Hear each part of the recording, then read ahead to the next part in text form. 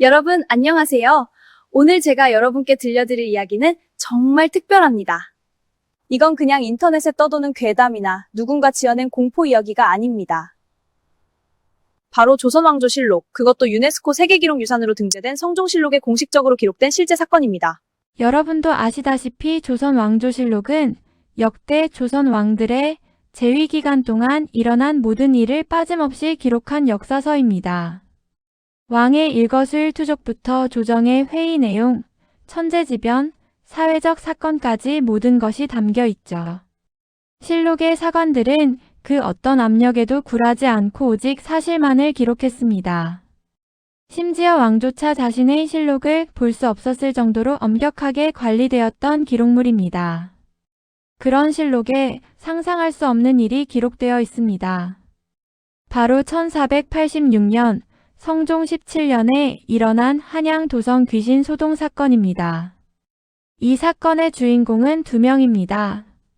한 명은 당대 최고 권력자였던 영의정 정창손, 그리고 다른 한 명은 호조자랑이라는 관직에 있던 이두라는 인물입니다. 이 두 사람의 집에서 동시다발적으로 믿을 수 없는 일들이 벌어지기 시작했습니다. 그리고 이 사건은 너무나 심각해서 예조판서가 직접 왕에게 보고할 정도였고, 조정 대신들이 모여 대책회의를 열었으며 급기야 귀신에게 대포를 쏘자는 황당한 제안까지 나왔습니다. 지금부터 제가 성종실록의 기록을 바탕으로 1486년 한양 도성을 공포에 떨게 했던 그 사건을 낱낱이 파헤쳐 보겠습니다. 자, 준비되셨나요?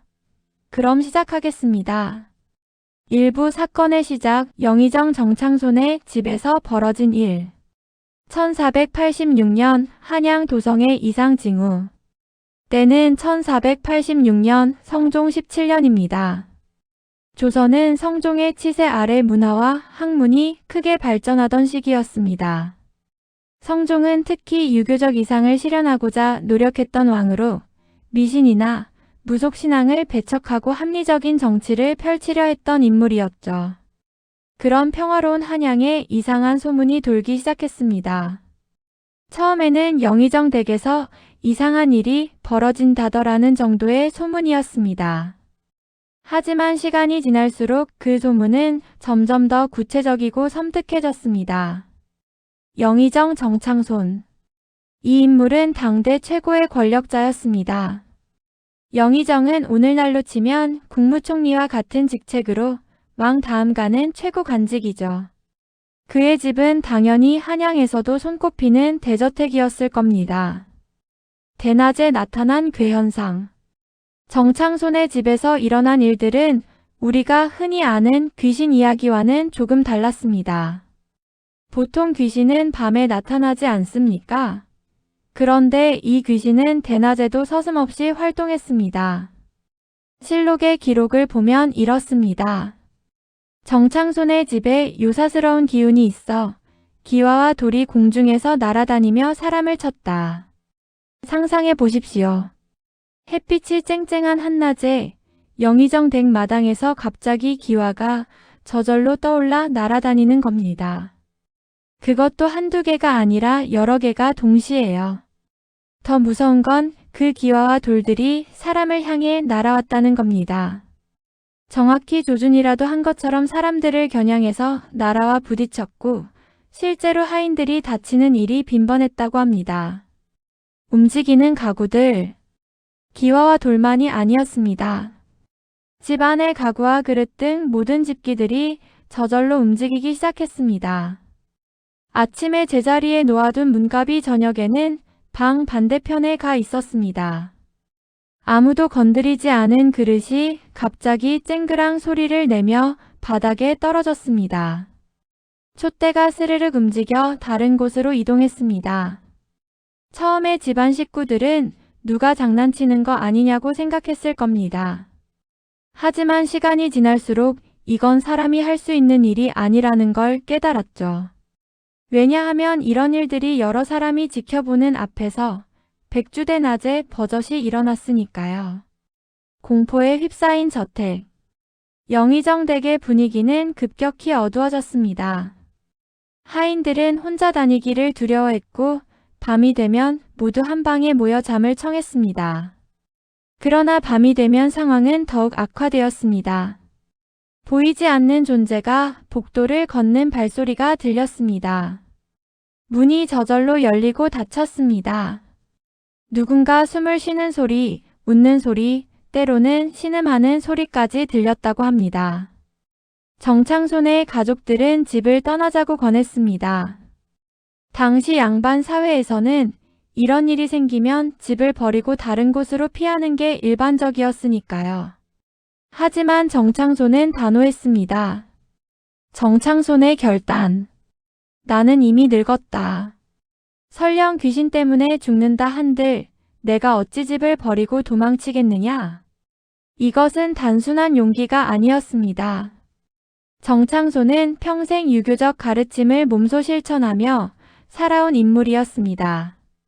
유교에서는 귀신을 믿지 않고 공자도 괴력난신을 말하지 말라고 가르쳤죠. 정창손은 자신이 여기서 도망치면 유교적 신념을 저버리는 것이라고 생각했을 겁니다. 게다가 자신은 영의정이라는 나라의 최고 관직에 있는 사람입니다. 그런 사람이 귀신에게 쫓겨 집을 버린다면 어떻게 되겠습니까? 백성들에게 어떤 영향을 미치겠습니까? 그는 끝까지 버티기로 결심했습니다. 하지만 문제는 이것이 정창손의 집에서만 일어난 일이 아니었다는 겁니다. 비슷한 시기 한양의 다른 곳에서도 똑같은 일이 벌어지고 있었습니다. 이부 호조자랑 이두의 집 말하는 귀신의 등장. 또 하나의 사건 현장. 정창손의 집에서 이상한 일이 벌어지던 바로 그 시기 한양의 다른 동네에서도 똑같은 소동이 일어났습니다. 주인공은 호조자랑 이두라는 관리였습니다. 호조자랑은 오늘날로 치면 기획재 정부의 사무관급 정도 되는 관직입니다. 영의정보다는 훨씬 낮은 직급이지만 그래도 조정의 중요한 업무를 담당하는 관리였죠. 이두의 집에서 일어난 일은 정창손의 집보다 훨씬 더 구체적이고 더 섬뜩했습니다. 왜냐하면 여기 나타난 귀신은 단순히 물건을 움직이는 것을 넘어서 사람처럼 말을 했으니까요. 귀신의 첫 등장. 처음 귀신이 나타난 건 평범한 어느 날 저녁이었을 겁니다. 이두의 가족들이 저녁 식사를 마치고 각자 방으로 돌아갔을 때였습니다. 갑자기 어디선가 여자의 목소리가 들려왔습니다. 나를 보고 놀라지 마시오. 처음에 가족들은 누가 몰래 들어온 줄 알았을 겁니다. 하지만 아무리 둘러봐도 사람은 보이지 않았습니다. 그저 여자의 목소리만 공간에 울려 퍼질 뿐이었죠. 너 누구냐? 떨리는 목소리로 누군가 물었을 겁니다. 그리고 귀신은 대답했습니다. 나는 굶주려 죽은 여인이다. 나는 원래 모의 아내였는데 굶주려 죽어서 갈 곳이 없어 이곳에 왔다. 이 대답은 여러 가지 면에서 충격적이었습니다. 첫째, 귀신이 자신의 정체를 숨기지 않았다는 점입니다. 자신이 죽은 사람의 혼령이라는 것을 분명히 밝혔죠. 둘째, 죽은 이유가 굶주림 때문이었다는 점입니다. 조선시대에는 흉년이 들면 정말 많은 사람들이 굶어 죽었습니다.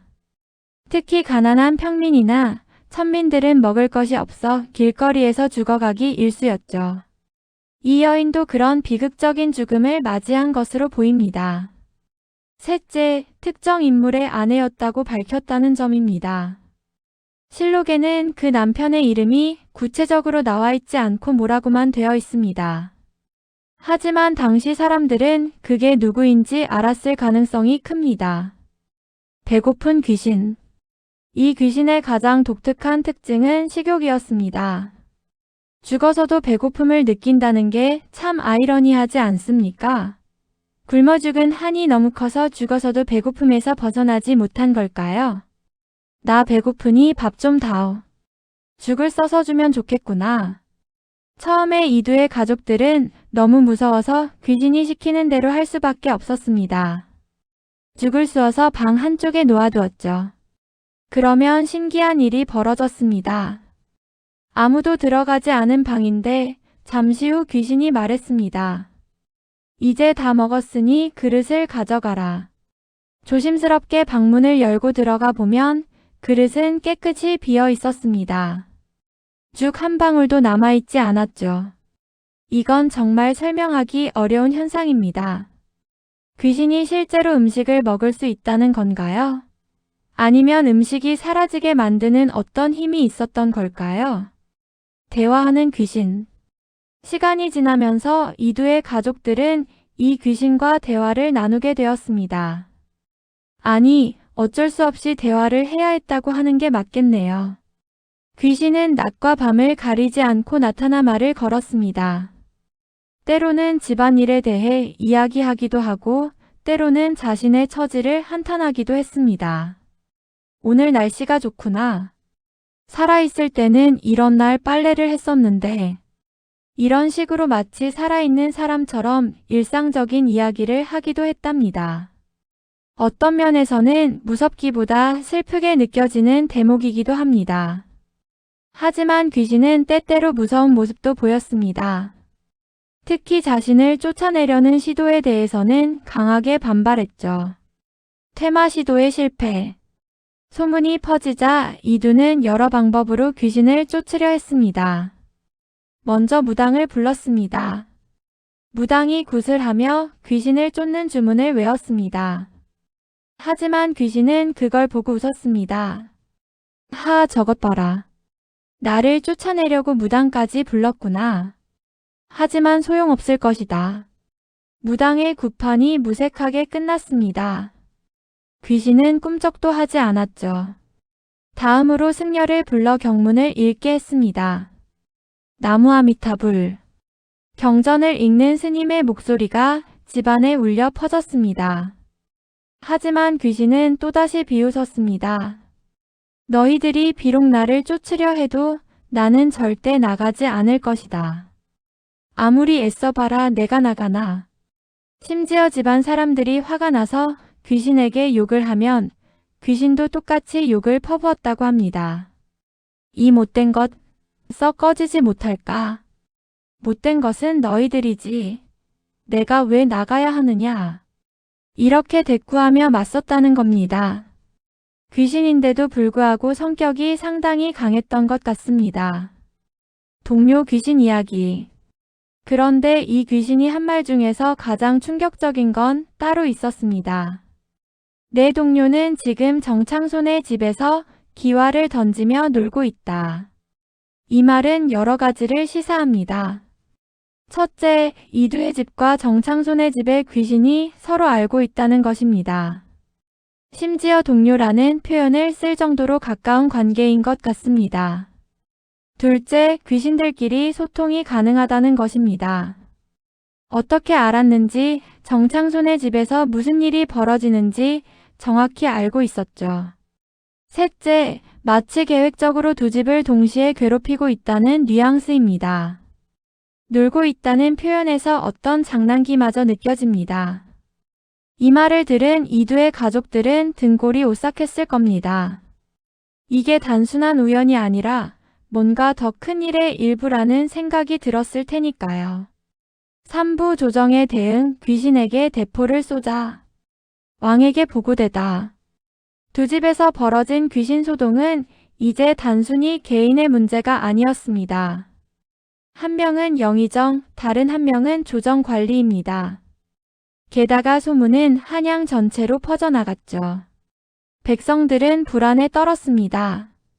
영의정 댁에도 귀신이 나타났다는데 우리 집은 안전할까? 이런 생각을 했을 겁니다. 결국 이 문제는 조정회의에까지 올라갔습니다. 1486년 어느 날 예조판서 유지가 성종에게 이 일을 정식으로 보고했습니다. 전하, 현재 한양 도성에 유사스러운 귀신이 출몰하여 백성들이 크게 동요하고 있사옵니다. 유지는 정창손과 이두의 집에서 벌어진 일들을 상세히 보고했습니다. 기와와 돌이 날아다니는 1, 가구가 저절로 움직이는 1, 여기가 나타나 대화를 나누는 일까지. 성종은 보고를 들으며 미간을 찌푸렸을 겁니다. 유교적 합리주의를 추구하던 그에게 이런 귀신 이야기는 달갑지 않았을 테니까요.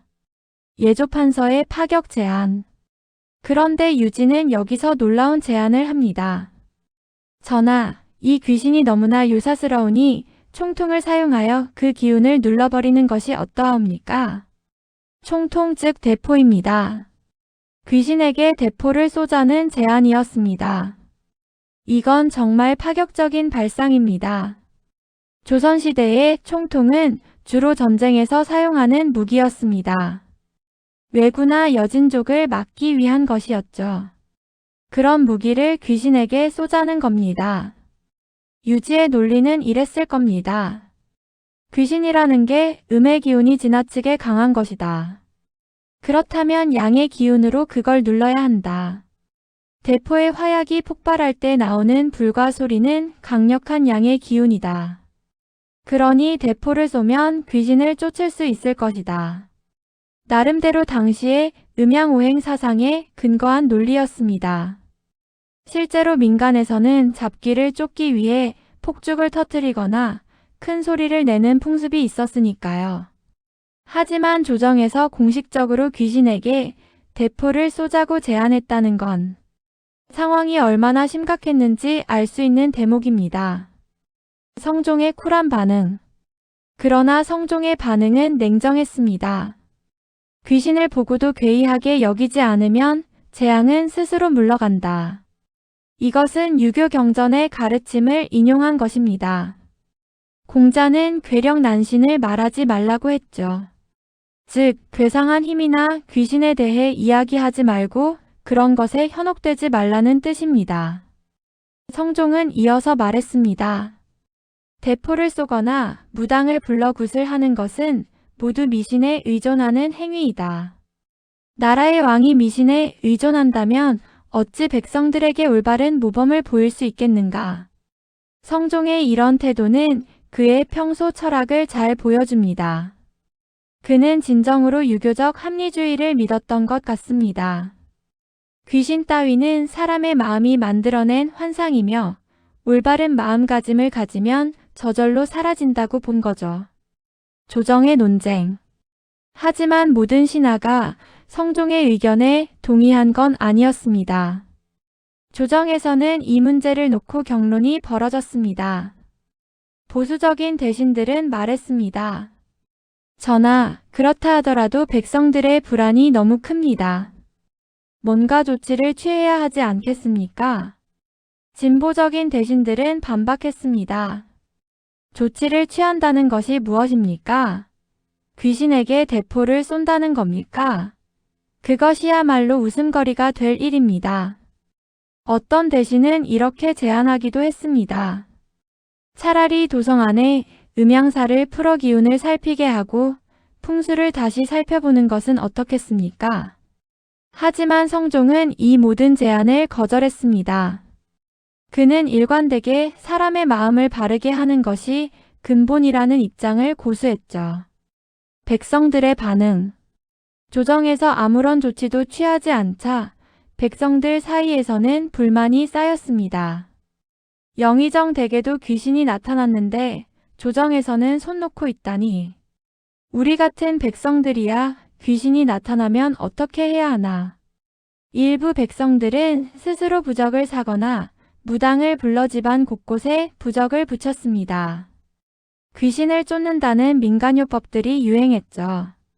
하지만 정작 문제의 중심에 있던 두 사람, 정창손과 이두는 어떻게 대처했을까요? 사부 당사자들의 반응과 사건의 전개. 정창손의 굳건한 의지. 앞서 말했듯이 정창손은 집을 떠나기를 거부했습니다. 그는 매일 평소처럼 출근하고 저녁에는 집으로 돌아와 잠을 잤습니다. 기와가 날아와도 피하지 않았습니다. 물건이 움직여도 놀라지 않았습니다. 밤에 이상한 소리가 들려도 태연하게 잠을 청했죠. 귀신이라는 것은 사람의 마음이 만들어낸 허상이다. 내 마음이 바르면 귀신도 나를 해치지 못한다. 그는 이렇게 믿었고 실제로 그렇게 행동했습니다. 실록에는 정창손이 두려워하지 않고 담담하게 지내자 점차 괴이한 일이 줄어들었다고 기록되어 있습니다.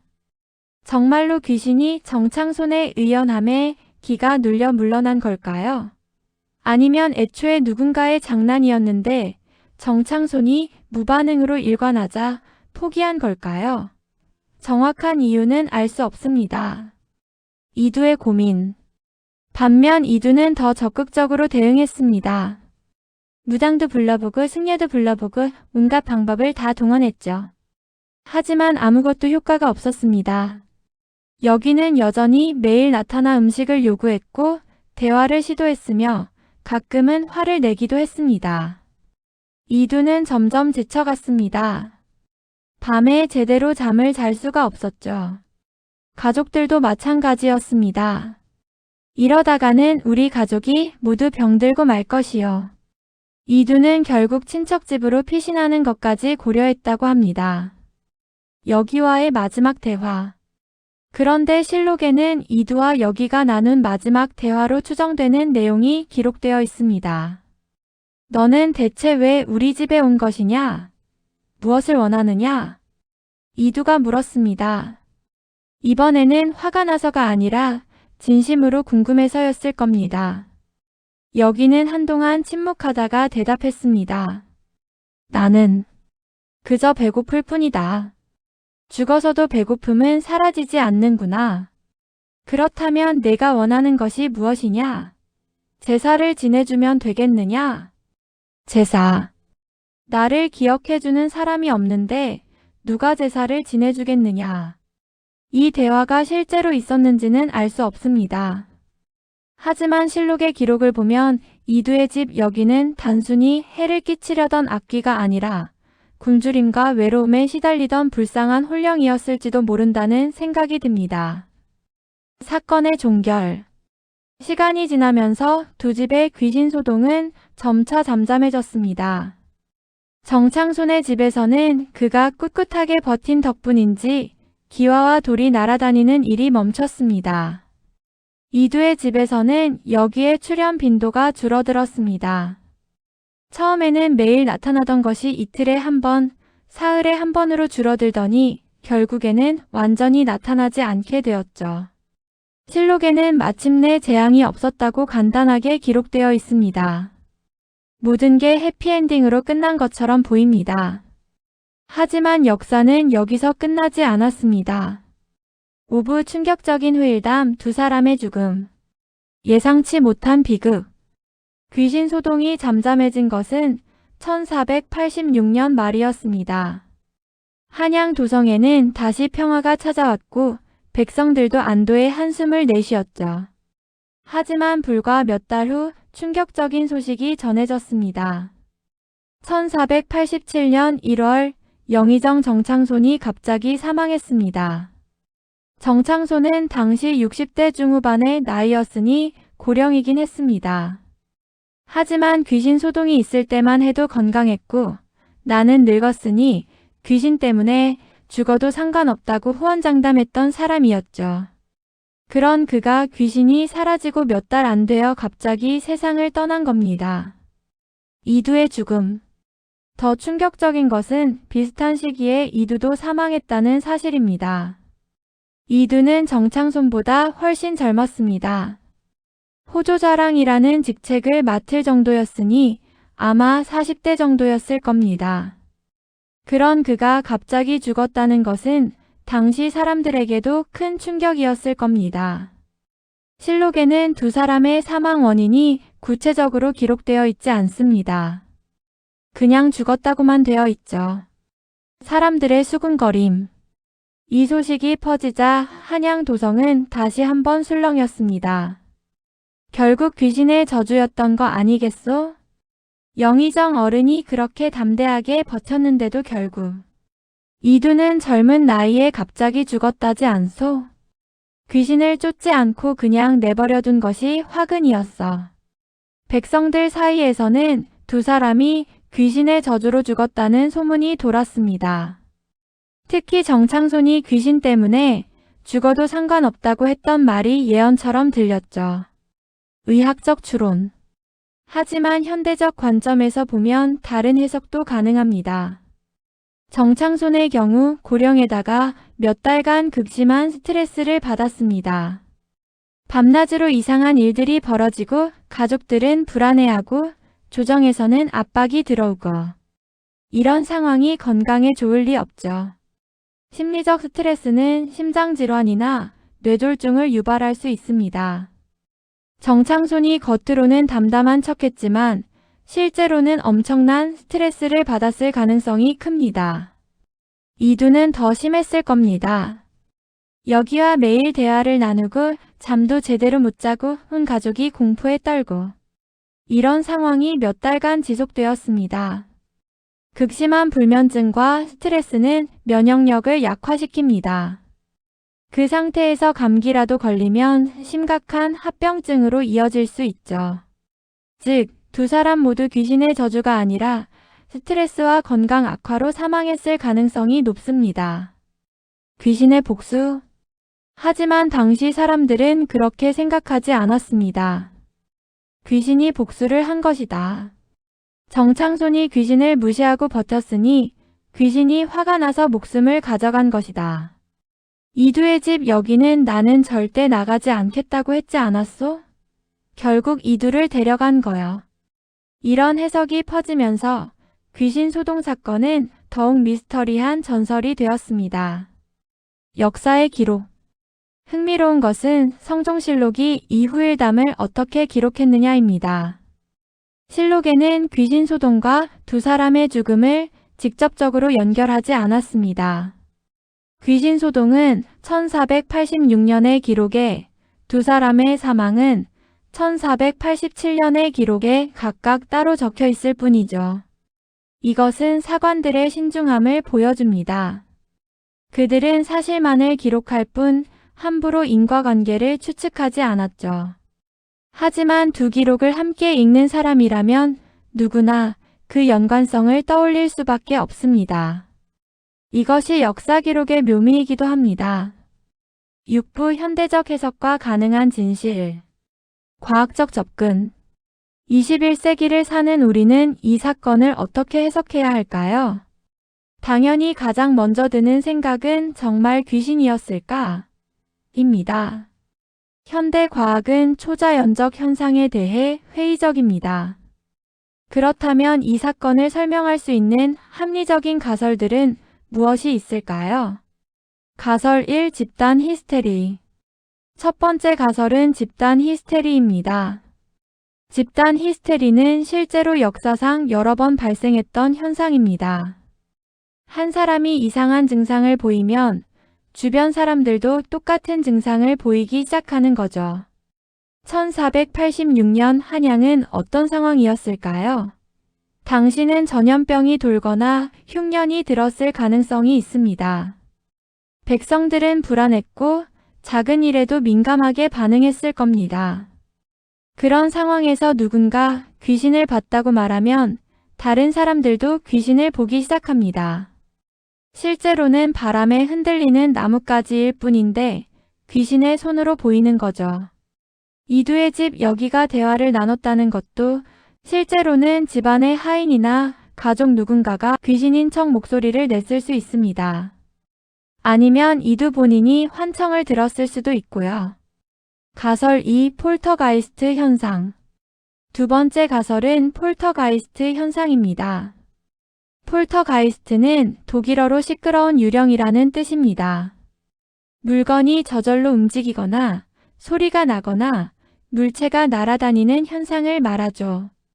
현대 심리학에서는 폴터가이스트를 무의식적 염력으로 설명하기도 합니다. 특히 사춘기 청소년이나 극심한 스트레스를 받는 사람 주변에서 이런 현상이 일어난다는 거죠. 정창손의 집에 사춘기 손주가 있었거나 이두의 집에 스트레스를 받는 가족 구성원이 있었다면 그들의 무의식적인 염력이 물건을 움직이게 했을 수도 있습니다. 물론 이것도 과학적으로 완전히 입증된 이론은 아닙니다. 하지만 전 세계에서 비슷한 사례가 보고되고 있는 것은 사실입니다. 가설 3. 의도적 사기극. 세 번째 가설은 누군가의 의도적인 사기극이었을 가능성입니다. 영의정 정창소는 당대 최고 권력자였습니다. 그를 시기하거나 해치려는 정적이 있었을 수 있죠. 그들이 정창손의 집에 몰래 사람을 보내 물건을 던지고 이상한 소리를 내게 했을 가능성이 있습니다. 목적은 정창손의 권위를 실추시키거나 그를 미신에 빠진 사람으로 만들거나 혹은 정신적으로 괴롭혀 건강을 악화시키려는 것이었을 수 있습니다. 이두의 경우도 마찬가지입니다. 호조자랑은 재정 업무를 담당하는 관직이니 그의 업무와 관련해 원한을 품은 사람이 있었을 수 있죠. 여기가 음식을 먹었다는 것도 누군가 몰래 들어가서 음식을 가져갔을 가능성이 있습니다. 가설사 실제 초자연 현상. 물론 우리가 배제할 수 없는 가설이 하나 더 있습니다. 정말로 초자연적인 현상이었을 가능성입니다. 과학이 모든 것을 설명할 수 있는 것은 아닙니다. 아직 우리가 이해하지 못하는 현상들이 세상에는 많이 있죠. 만약 정말로 굶어 죽은 여인의 한이 너무 깊어서 홀령이 되어 떠돌았다면, 만약 정말로 어떤 초자연적 존재가 그 집들을 찾아왔다면, 우리는 그 가능성을 완전히 부정할 수는 없습니다. 특히 이 사건이 조선 왕조실록이라는 공식 기록에 남아있다는 점을 고려하면 더욱 그렇습니다. 실록의 신빙성. 여기서 한 가지 짚고 넘어가야 할 것이 있습니다. 조선 왕조실록은 정말 믿을 만한 기록일까요? 대답은 예입니다. 조선 왕조실록은 세계에서 가장 정확하고 상세한 역사 기록 중 하나로 인정받고 있습니다. 사관들은 왕 앞에서도 권력자 앞에서도 굴하지 않고 사실을 기록했습니다. 심지어 왕이 실수한 것, 창피한 것도 그대로 적었죠. 그런 사관들이 이 귀신 소동을 기록했다는 것은 적어도 당시 사람들에게는 이것이 실제로 일어난 사건으로 받아들여졌다는 뜻입니다. 물론 사관들이 직접 귀신을 본 것은 아닙니다. 그들은 예조판서 유지의 보고와 당사자들의 진술을 바탕으로 기록했을 겁니다. 그렇다면 정창손과 이두는 거짓말을 했을까요? 아마 아닐 겁니다. 그들은 정말로 이상한 일을 경험했고 그것을 귀신이라고 해석했을 겁니다. 진실이 무엇이든 1486년 한양에서는 분명 뭔가 특별한 일이 일어났습니다. 7부 조선시대 귀신관과 유교적 세계관. 조선 사람들은 귀신을 믿었을까? 이 질문에 대한 답은 의외로 복잡합니다. 조선은 유교 국가였습니다. 그리고 유교는 기본적으로 귀신을 부정합니다. 공자는 괴력 난신을 말하지 말라고 했죠. 하지만 실제 조선 사람들의 생활을 보면 귀신에 대한 믿음이 깊이 뿌리박혀 있었습니다. 양반 사대부들은 공식적으로는 귀신을 믿지 않는다고 말했지만 집에서는 조상신에게 제사를 지냈습니다. 부적을 몰래 붙이는 사람도 많았고 무당을 불러 굿을 하는 경우도 있었죠. 이중성이 있었던 겁니다. 겉으로는 귀신 따위는 미신이다라고 말하면서도 속으로는 혹시 정말로 있으면 어쩌지? 라고 생각했을 겁니다. 성종의 딜레마. 성종이 귀신 소동에 대해 괴이하게 여기지 않으면 재앙은 스스로 물러간다고 말한 것도 이런 맥락에서 이해할 수 있습니다. 성종도 속으로는 불안했을 겁니다. 정말로 귀신이 있는 건 아닐까? 하고 생각했을 수도 있죠. 하지만 그는 왕입니다. 왕이 귀신을 두려워한다면 백성들은 어떻게 되겠습니까? 왕이 미신에 빠진다면 나라의 기강은 어떻게 되겠습니까? 그래서 성종은 확고한 태도를 보여야 했습니다. 설령 속으로는 두려워도 겉으로는 담담해야 했죠. 이것이 유교적 리더십입니다. 군자는 자신의 감정을 절제하고 올바른 도를 따라야 한다는 것입니다. 민간의 귀신 이야기들. 조선시대에는 이 사건 말고도 많은 귀신 이야기가 있었습니다. 구미호 처녀귀신, 불가사리, 도깨비 등 다양한 귀신과 요괴 이야기가 전해 내려왔습니다. 이런 이야기들은 대부분 야담이나 설화로 전해졌습니다. 하지만 성종실록의 귀신 소동은 야담이 아닙니다. 공식 역사 기록입니다. 이것이 이 사건을 특별하게 만드는 이유입니다. 민간의 전설이 아니라 국가가 공식적으로 인정한 사건이라는 점에서 말이죠. 유교와 무속의 갈등. 조선시대 내내 유교와 무속신앙은 갈등을 빚었습니다. 조정에서는 계속해서 무속을 단속하려 했습니다. 무당을 잡아들이고 굿을 금지하고 사당을 헐어버렸죠. 하지만 백성들은 무속을 버리지 않았습니다. 아픈 사람이 생기면 무당을 불렀고 집안에 우환이 생기면 굿을 했습니다. 왜 그랬을까요? 유교는 현세의 도덕과 질서를 강조했지만 사람들의 구체적인 고통과 불안에 대해서는 답을 주지 못했기 때문입니다. 배가 아플 때, 아이가 아플 때, 사업이 안 될 때 사람들은 즉각적인 해결책을 원했습니다. 그리고 무속은 그런 해결책을 제시했죠. 1486년에 귀신 소동도 이런 맥락에서 볼 수 있습니다. 유교적 합리주의와 민간의 귀신 신앙이 충돌하고 교차하는 지점에서 일어난 사건이었던 거죠. 8부 이 사건이 남긴 것들. 역사적 의미. 1486년의 귀신 소동은 단순한 괴담으로 끝나지 않았습니다. 이 사건은 조선 사회에 여러 가지 영향을 미쳤습니다. 첫째, 유교적 합리주의의 한계를 보여줬습니다. 성종이 아무리 귀신을 믿지 말라고 해도 백성들은 여전히 귀신을 두려워했습니다. 심지어 영의정과 조정 관리까지도 귀신 소동에 휘말렸죠. 이것은 이념만으로는 사람들의 마음을 완전히 통제할 수 없다는 것을 보여줍니다. 둘째, 조선시대 사람들의 심리와 세계관을 엿볼 수 있는 창입니다. 그들은 낮에는 유교 경전을 읽고 도덕을 이야기했지만 밤에는 귀신을 두려워했습니다.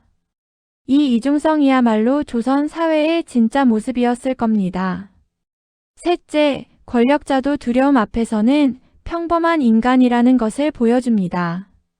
영의정 정창소는 나라의 최고 권력자였습니다. 하지만 귀신 앞에서 그는 그저 두려움에 떠는 한 명의 늙은 사람일 뿐이었죠. 권력이 모든 것을 해결해주지는 않는다는 교훈을 남긴 겁니다. 문화적 영향. 이 사건은 이후 조선의 문화에도 영향을 미쳤을 것으로 추정됩니다. 조선 후기에 나온 많은 야담집과 괴담집에서 비슷한 이야기를 찾아볼 수 있습니다.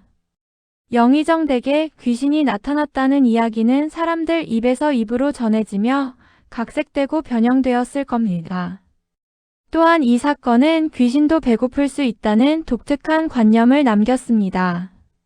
우리나라 귀신 이야기 중에서 먹는 것을 좋아하는 귀신이 종종 등장하는데 그 원형이 이두의 집 여기였을지도 모릅니다. 현대에 주는 메시지. 21세기를 사는 우리에게 이 사건은 어떤 의미를 줄까요? 첫째, 두려움은 시대를 초월한다는 것입니다. 조선시대 사람들이 귀신을 두려워했듯이 현대인들도 여전히 두려움이 있습니다. 형태만 바뀌었을 뿐이죠. 귀신 대신 범죄, 질병, 경제적 불안. 둘째, 이성과 감정 사이의 균형이 중요하다는 것입니다. 성종은 이성적으로 판단하려 했지만 백성들의 감정적 불안을 완전히 해소하지는 못했습니다. 정창소는 이성으로 버텼지만 결국 스트레스로 건강을 잃었을 수 있습니다. 우리도 이성과 감정 사이에서 균형을 찾아야 합니다. 셋째, 기록의 힘입니다. 만약 사관들이 이 사건을 기록하지 않았다면 우리는 영원히 알 수 없었을 겁니다. 기록이 있기에 우리는 500년 전 사람들의 삶과 생각을 엿볼 수 있습니다. 자, 여기까지 1486년 한양 도성을 뒤흔들었던 귀신 소동 사건에 대해 알아봤습니다. 이 이야기의 진실은 무엇이었을까요? 정말로 굶어 죽은 여인의 혼령이 나타난 걸까요? 누군가의 교묘한 사기극이었을까요? 집단 히스테리나 폴터가이스트 현상이었을까요? 아니면 우리가 아직 이해하지 못하는 어떤 초자연적 현상이었을까요? 우리는 확실한 답을 알 수 없습니다. 500년이 넘는 시간이 흐른 지금 진실은 역사의 안개 속에 묻혀버렸으니까요. 하지만 확실한 것은 있습니다. 1486년 영의정 정창손과 호조자랑 이두의 집에서 분명 뭔가 특별한 일이 일어났습니다. 그 일은 당시 사람들에게 큰 충격을 주었고 심지어 왕에게까지 보고되었습니다. 예조판서는 귀신에게 대포를 쏘자고 제안했고 왕은 유교적 합리주의로 맞섰습니다. 정창손은 끝까지 버텼지만 몇 달 후 세상을 떠났고 이두도 같은 운명을 맞이했습니다.